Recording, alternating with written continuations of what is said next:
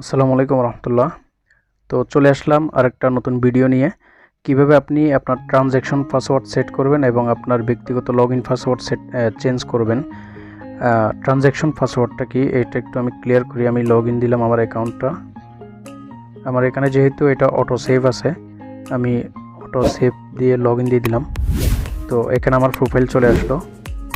তো আমি এখানে যাব এখন কোরাল। দেখেন আমার এখানে পজিশন আছে কোরাল। আপনি যদি পার্লে থাকেন তাহলে হয়তো এখানে পার্ল লেখা থাকবে।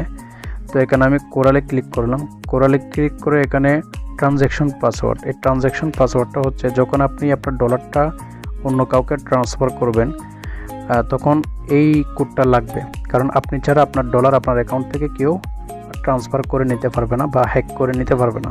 ঠিক আছে, অবশ্যই এই কোডটা লাগবে। সো সেজন্য আপনি এখানে যে ওটিপি আপনার যে নাম্বার দিয়ে খুলেছেন ওই নাম্বারে একটা ওটিপি কোড যাবে, অবশ্যই ওই ওটিপি কোডটা এখানে বসাই দিবেন। ঠিক আছে, একবার যদি না যায় আপনি এখানে দেখেন নিচে সেন্ড এগেন লেখা আছে, সেন্ড এগেনে ক্লিক করবেন, তাহলে ওখানে আবারও কোড যাবে, কোডটা বসাই দিবেন। এখানে একটা পাসওয়ার্ড দিবেন, স্ট্রং পাসওয়ার্ড। এই পাসওয়ার্ডটা আপনার 8 ডিজিটের উপরে দিতে হবে। ঠিক আছে, মনে করেন আমি দিলাম আমিন বিডি 1 2 3 4।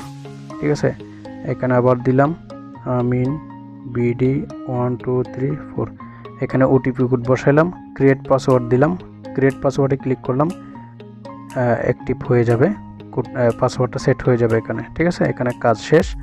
তো আমার এখানে প্রয়োজন মনে হচ্ছে না, সেজন্য আমি এটা দিচ্ছি না। ঠিক আছে, আমার অলরেডি পাসওয়ার্ড সেট করা আছে। তো এটা হচ্ছে গেল আপনার ট্রানজ্যাকশন পাসওয়ার্ড। এবার আপনার লগইন পাসওয়ার্ডটা কীভাবে চেঞ্জ করবেন, তো আমি এখানে চেঞ্জ পাসওয়ার্ডে ক্লিক করলাম। চেঞ্জ পাসওয়ার্ডে ক্লিক করে যেটা আপনার ওল্ড পাসওয়ার্ড আছে, ওল্ড পাসওয়ার্ডটা দিবেন এখানে, যেটা আগে বর্তমানে যেটা আপনার পাসওয়ার্ড আছে। ঠিক আছে, এরপরে নিউ পাসওয়ার্ড দিবেন এখানে নিজের ইচ্ছা মতো, 6টার উপরে দিতে পারেন, সমস্যা নেই। তারপরে কনফার্ম নিউ পাসওয়ার্ড, এটা যেভাবে দিবেন এটাও সেমভাবে দিবেন, এরপরে চেঞ্জ দিবেন, আপনার পাসওয়ার্ডটা চেঞ্জ হয়ে যাবে। এভাবে করে আপনারা আপনাদের ট্রানজ্যাকশন পাসওয়ার্ড এবং ব্যক্তিগত লগইন পাসওয়ার্ডটা সেট করে নিতে পারেন। ধন্যবাদ। আসসালামু আলাইকুম।